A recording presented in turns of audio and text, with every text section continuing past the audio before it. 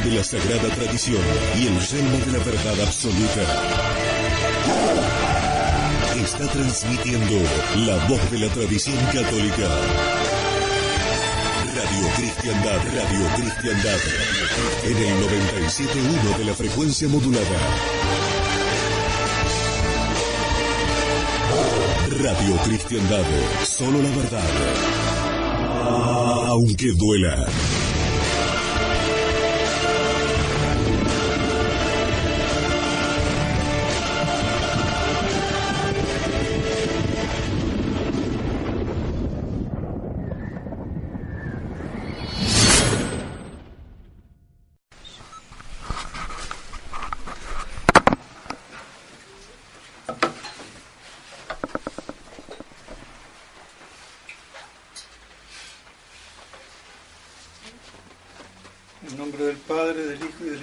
Santo, amén. Amados hermanos, en nuestro Señor Jesucristo, nos encontramos en el quinto domingo después de Pentecostés y hoy, por coincidir con el 9 de julio, fiesta de la patrona de Colombia, Nuestra Señora de Chiquinquirá, se festeja entonces la misa de nuestra Santa Patrona de toda Colombia, imagen milagrosa por haber sido aclarada o volverse en sus trazos originales después que un pintor de la época del siglo XVI, o quizás un poco antes, de todos modos, que la había pintado, pero que el lienzo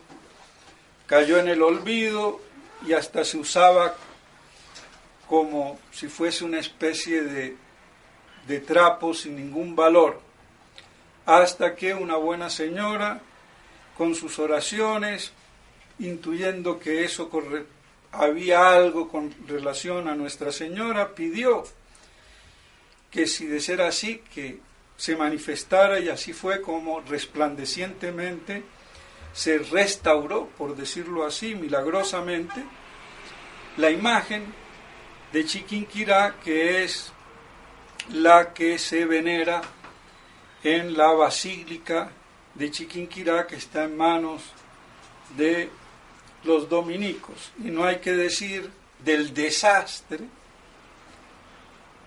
porque da pena, no solo por la nueva misa, la nueva liturgia, sino todo el espíritu modernista que estos monjes de la Orden de Santo Domingo, en completa degeneración, como todas las órdenes, no hay nada que hacer.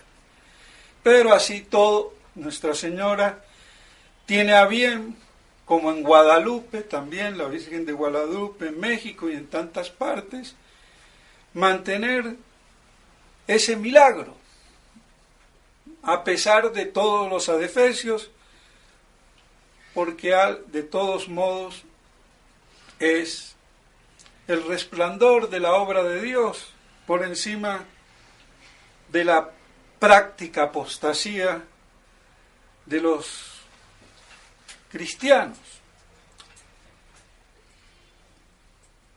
Y vemos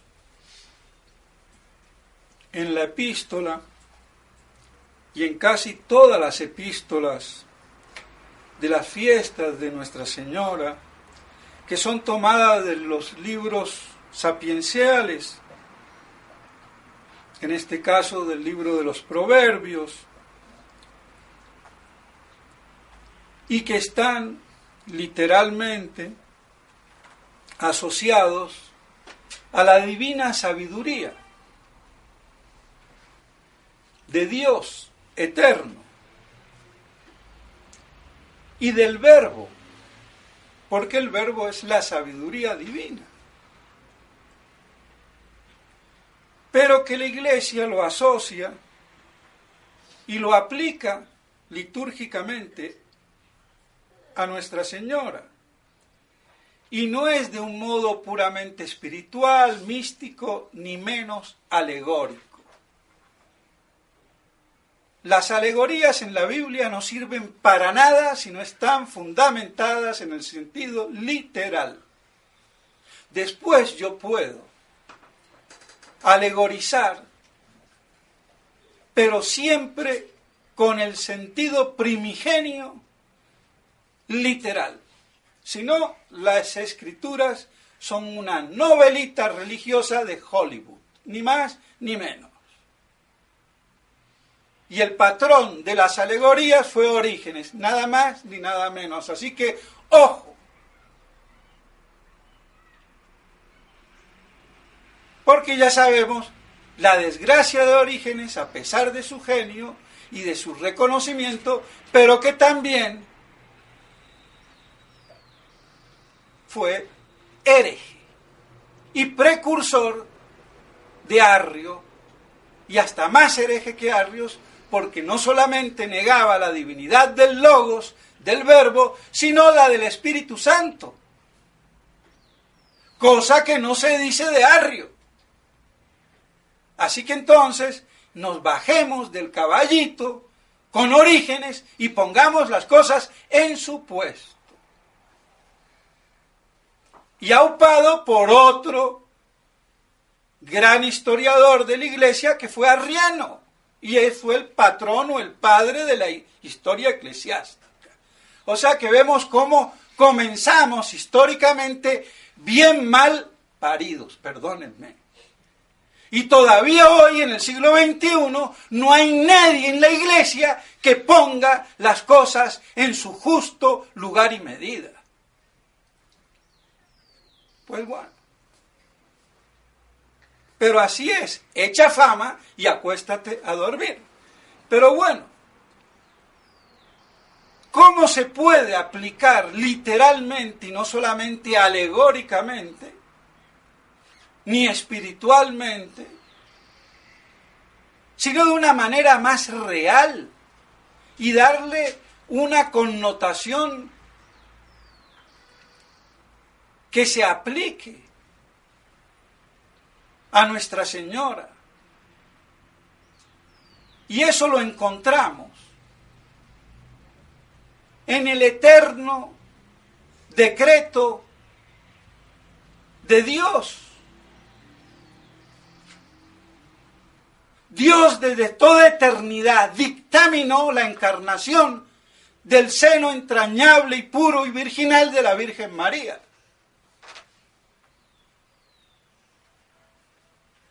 Como paradigma de toda la obra fuera de Dios, fuera de la Santísima Trinidad, y por eso la obra de la creación. Y aún si no hubiera habido pecado,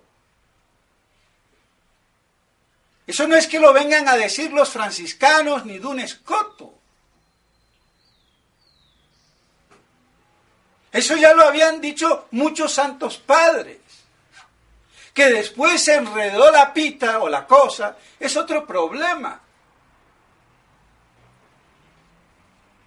Que Santo Tomás de Aquino no veía un fundamento escriturístico para decirlo, y por eso decía que lo ignoraba, y lo que veía en primer plano era el pecado, se encarnó por el pecado, pero el pecado no es causa de algo tan excelso como es la encarnación. Otra cosa es que por el pecado la encarnación se vio sujeta a la necesidad de la redención. Pero eso no quiere decir que haya sido el plan primigenio, sino la corrección maravillosa dentro de ese esplendor del poder de Dios, que se anonada no porque se encarna, sino porque se encarna asumiendo una naturaleza que no sea gloriosa como le correspondía por propio derecho al estar unida hipostáticamente a la persona divina del Verbo, que es muy distinto. Ahora otra cosa es que los protestantes hagan de esa anonadación otro cuento. Porque la unión hipostática es la unión máxima que puede haber de Dios fuera de la Trinidad. La comunión adintra, dentro de Dios, en su naturaleza, en tres personas, es lo máximo. Y un reflejo fuera de Dios, en la comunicación, es la encarnación. Comunica a todo ser justamente por participación que las cosas sean, desde un átomo, un gato, un perro y un ángel. Después comunica un ser más pleno que nos hace ser personas inteligentes y libres. Después nos comunica un ser ya no natural, sino sobrenatural de gracia. Y es la inhabitación, la adopción como hijos de Dios en la gracia sobrenatural. Y después viene otra, que es la unión hipostática. Y no puede haber más. Y aquí me estoy saltando la comunicación beatífica de los bienaventurados. Pero que no es más que el despliegue de la ya comenzada por la gracia. Y que culmina en la visión de la Santísima Trinidad de Dios como es en su naturaleza, aunque jamás lo podamos abarcar. Pero la unión ontológica, si así se puede decir, más plena que hay, es la de la encarnación. Entonces, en un mismo decreto, Dios concibe la encarnación y la maternidad divina de Nuestra Señora. Por eso ella jugueteaba cuando Dios estaba pensando hacer las cosas antes de que las hiciera. Y por eso se le puede aplicar entonces literalmente, y no solamente mística, espiritual o alegóricamente, sino literal y literalísimamente también a Nuestra Señora. Por esa explicación en la predestinación de ese decreto desde toda la eternidad.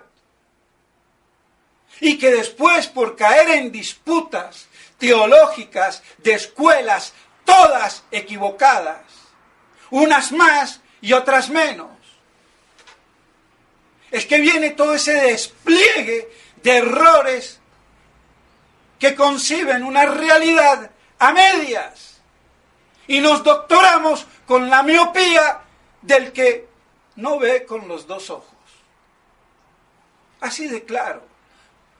¿Qué vamos a hacer? Y entonces, por eso, la gloria de Nuestra Señora está en su maternidad divina, la deípara. Suena feo decirlo en español, la que pare a Dios, deípara. Porque en latín no nos andamos con tantos eufemismos que ofenden los castos oídos de las vírgenes bobas. Pero sí nos escandalizan de ver lo que ven, y eso está bien.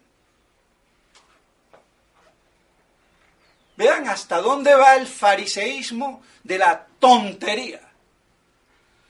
Entonces la deípara, la maternidad, la Theotokos, que le da toda la naturaleza humana que tiene nuestro Señor, viene de María. Pero no su alma. Entonces toda la materia corporal, genética, porque el alma la infunde Dios, aún en cualquiera de nosotros. No viene de los padres. De los padres viene la creación de esa, proporcionar la materia viva para que allí pueda ser infusa el alma y haber persona. Entonces, por eso, la maternidad divina es la que hace esa gran gloria de Nuestra Señora. Y aún la plenitud de la gracia. Como enseña sabiamente en esto Garrigou-Lagrange, aunque por ahí se equivocan otras cosas, pero a cada uno lo suyo.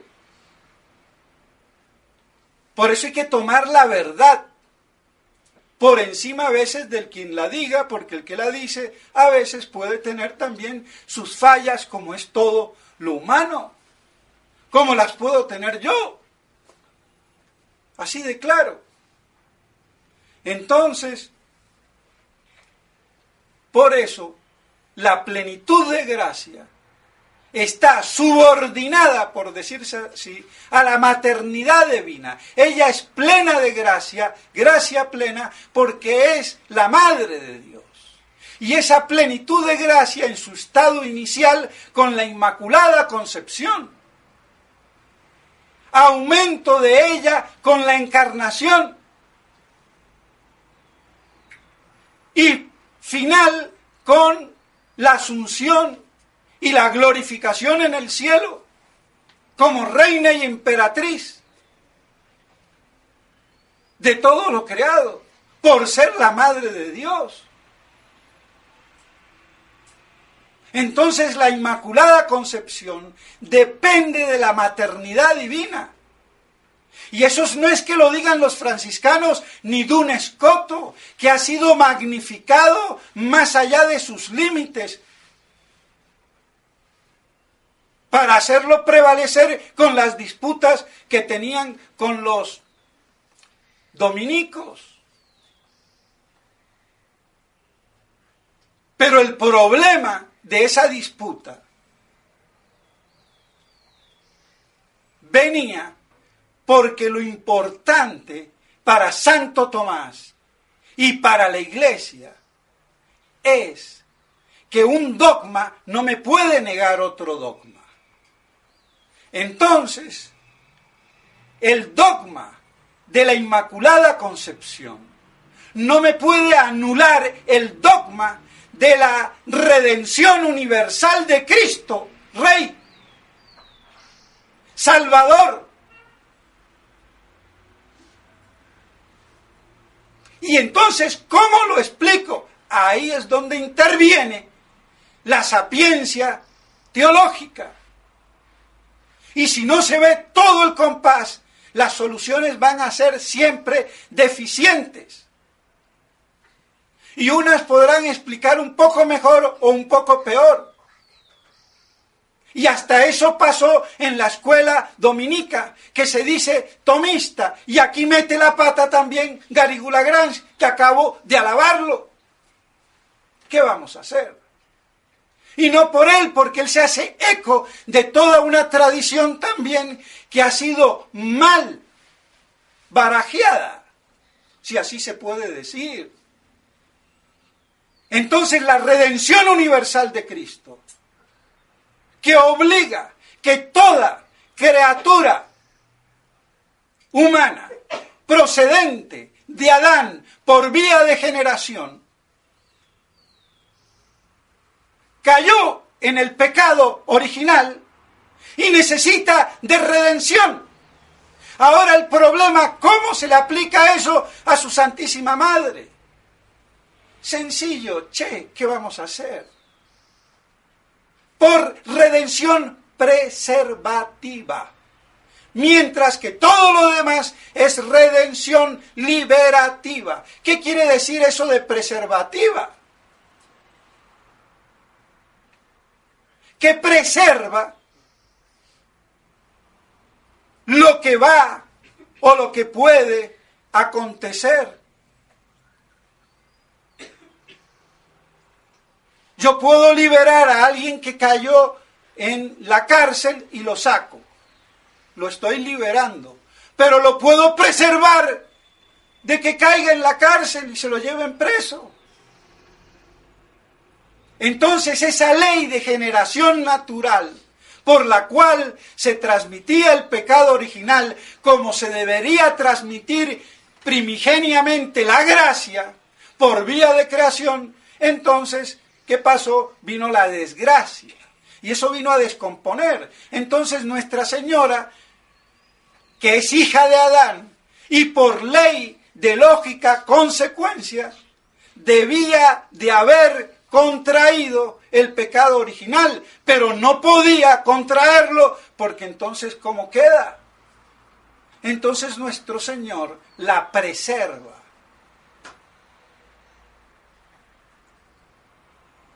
Hace que ese efecto que viene por vía genética no llegue a manchar en el momento de la concepción pasiva, cuando es infundida el alma en esa materia que viene por vía de generación de los padres,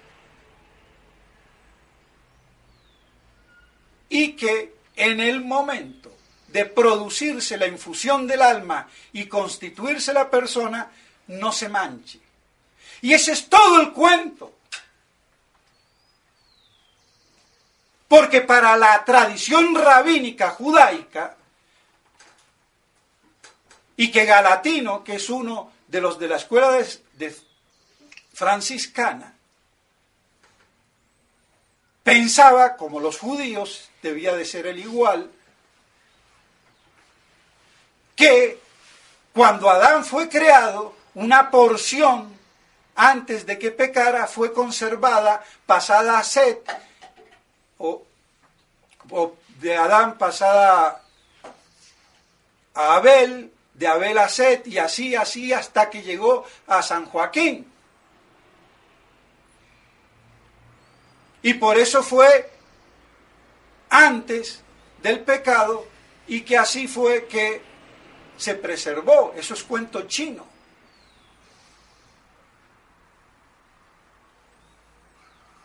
Entonces, Nuestra Señora no sería hija de Santa Ana y de San Joaquín. Del mismo modo que Eva no es hija de Adán, y sin embargo la costillita, ¿no? Es que no piensan, son brutos.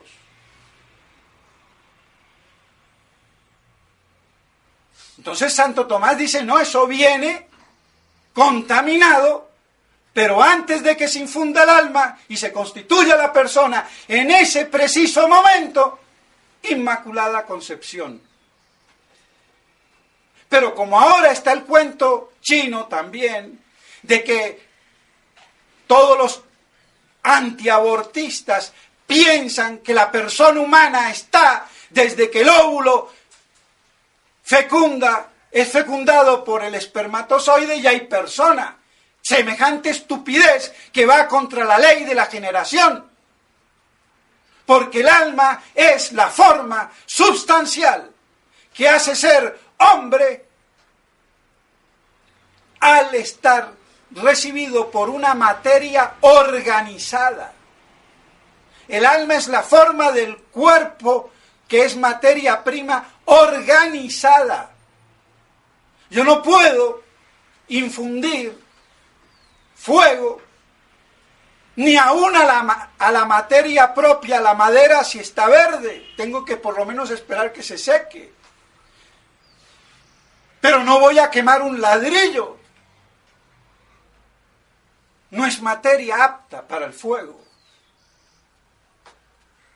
Porque las formas nos van, si no hay una disposición de la materia, y en el ser vivo humano, esa materia viva tiene que ser formada.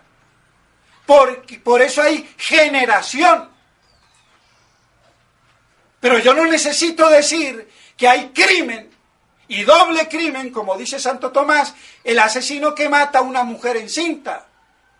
Ah, pero es que entonces con la teoría de Santo Tomás, si todavía no es persona, no pasa nada. ¡Claro que pasa! Porque es un ser humano en potencia subjetiva, que si no se interrumpe es una persona. Y el problema es en qué momento es persona humana, y es lo que Santo Tomás ignoraba y lo que ignoramos hoy en día. Y según la época eran 40 días o 60 días, incluso si era el hombre 40 y si eran mujeres, no es que diga que sean más bruticas y queriendo hacer un chiste medio pesado, pero Aristóteles decía así, 60 para las mujeres. Pero nadie sabe, como nadie sabe exactamente cuándo muere la persona. Puedo tener signos y decir, bueno, aquí hace 5 minutos estaba vivo y hace 5 minutos, pero lo que hay en el vientre, ni por computadora, perdónenme, pero es un hecho que los gemelos homocigóticos, si no estuviera dividida esa materia antes, estarían en una misma masa 2 almas. Mejor dicho, serían como esos que nacen juntos, ¿cómo se le llama a los siameses? Ya en el vientre materno. Y no puede ser eso así. Tienen que estar por lo menos separados, aunque sea un segundo después. Entonces no es en el mismo instante. Entonces todas estas cosas las digo para que se vean los problemas que hay y que no pensemos a tontas y a locas que Santo Tomás se equivocó, porque él quería dejar bien en claro, y lo dejó, que se necesitaba la redención. ¿Y cuál? La preservativa. ¿Y a dónde habla de preservación? En la Suma Teológica. Tercia pars, cuestión 32 o 33 o 34, por ahí anda. En las versiones depuradas. Y en otras, cuando habla tota pulcra, es María. Y no hay mácula in te, no tiene mancha. Pero había que explicar el cómo teológico de la cosa.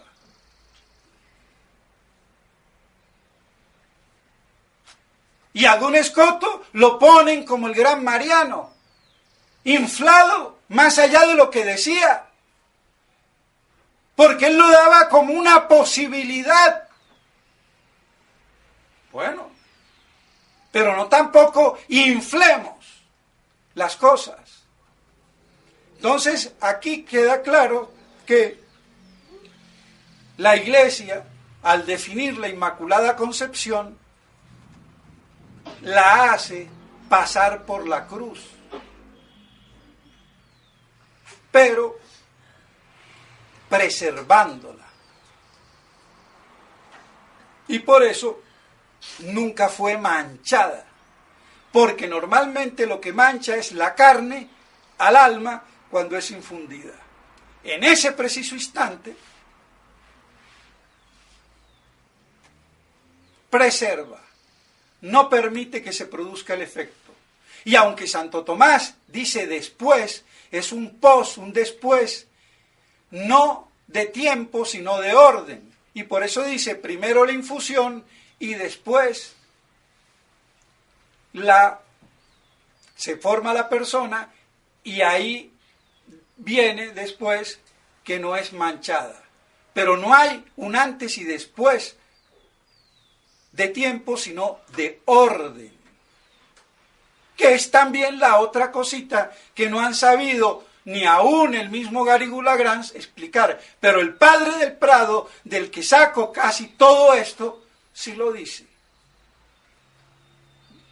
Si hasta Mahoma, sin hablar de la Inmaculada Concepción, decía que había solamente 2 criaturas que no estaban bajo las garras de Satanás, que era la Virgen María y su hijo, Mahoma. Todo lo demás estaba sometido al dominio de Satanás. Parece Mahoma más católico que cualquiera de nosotros. Y no es así. Pero vean, porque venía de la tradición judía, la misma que toma Galatino y la escuela franciscana, que con Duns Scoto se desvió por el nominalismo, porque con San Buenaventura, la primera escuela franciscana, bueno, pues, ¿para qué digo todas estas cosas? Para que los que sepan, vean cómo es el arquitrabe de este problema tan complejo, y que los sacerdotes, por falta de cultura teológica, no predican porque no saben. Y lo que saben es lo que leen de repetidas como loros, de manuales a medias. Y bueno, ¿qué vamos a hacer? De todos modos, habría muchísimo más que decir, pero que eso nos muestre la importancia de Nuestra Señora, que se codea con la Santísima Trinidad. Y de ahí la verdadera devoción a la Virgen, y no las beatulonas y estúpidas devociones, de las cuales ya también nos hablaba el gran mariano, San Luis María Griñón de Montfort. Es que el diablo corrompe todo. Por eso entonces hay que estar en la verdad.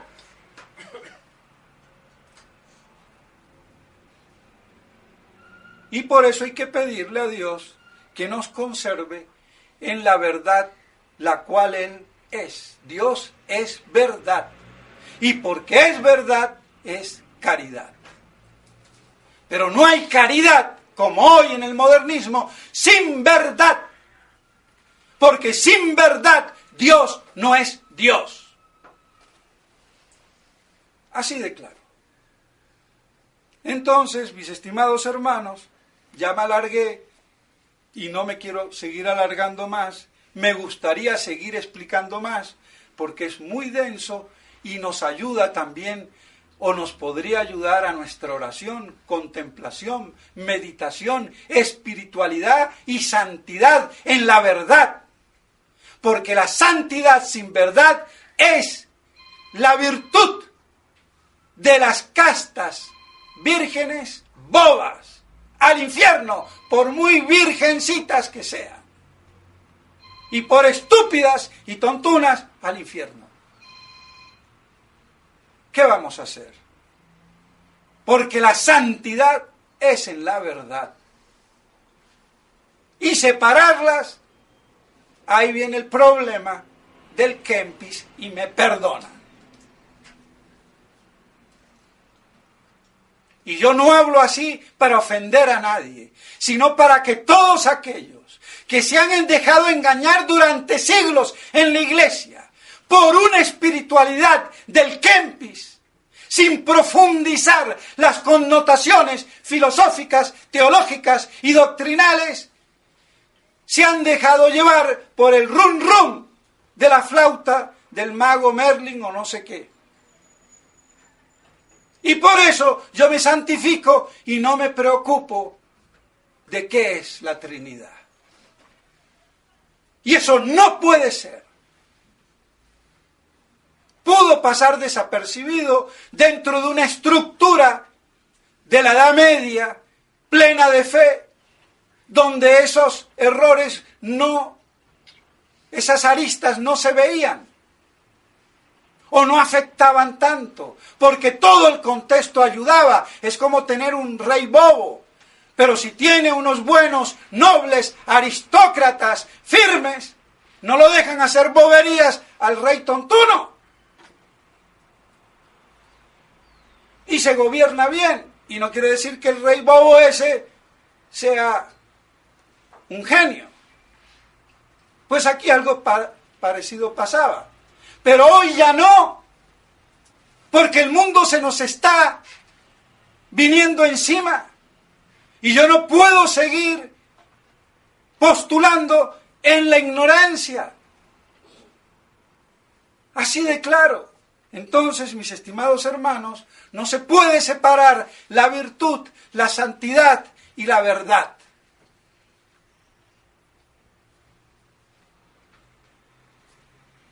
Pidámosle a la Santísima Virgen María que nos ayude a comprender y contemplar estas cosas y veamos las riquezas tan inmensas, y por eso se la compara a Nuestra Señora como el mar,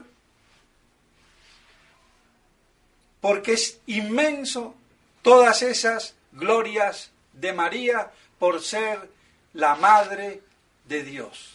En nombre del Padre, del Hijo y del Espíritu Santo. Amén.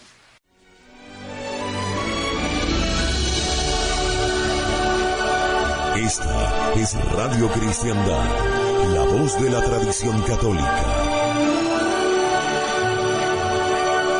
Luchando para que Cristo reine.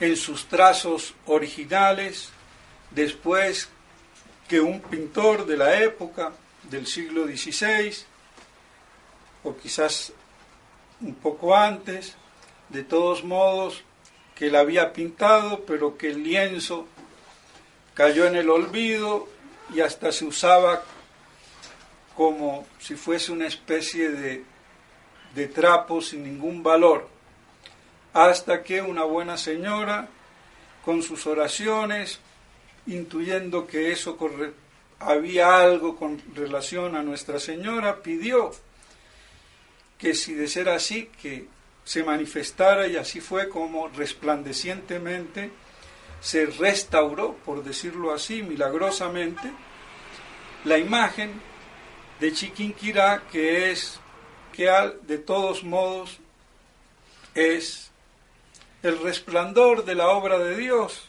por encima de la práctica apostasía de los cristianos. Y vemos en la epístola y en casi todas las epístolas de las fiestas de Nuestra Señora, que son tomadas de los libros sapienciales,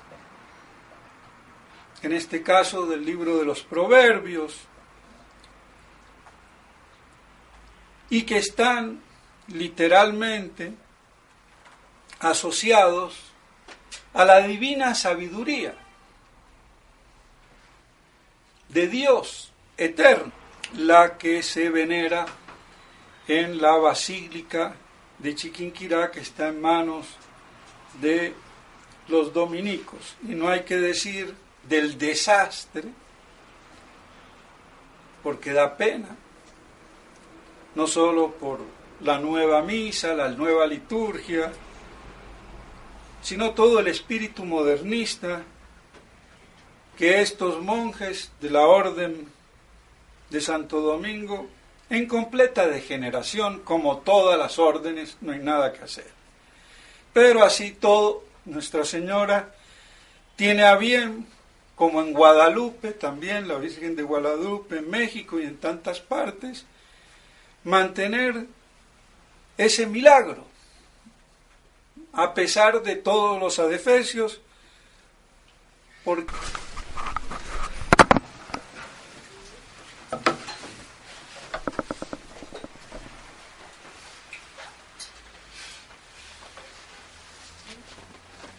en nombre del Padre, del Hijo y del Espíritu Santo. Amén. Amados hermanos, en nuestro Señor Jesucristo, nos encontramos en el quinto domingo después de Pentecostés, y hoy, por coincidir con el 9 de julio, fiesta de la patrona de Colombia, Nuestra Señora de Chiquinquirá, se festeja entonces la misa de nuestra santa patrona de toda Colombia, imagen milagrosa por haber sido aclarada o volverse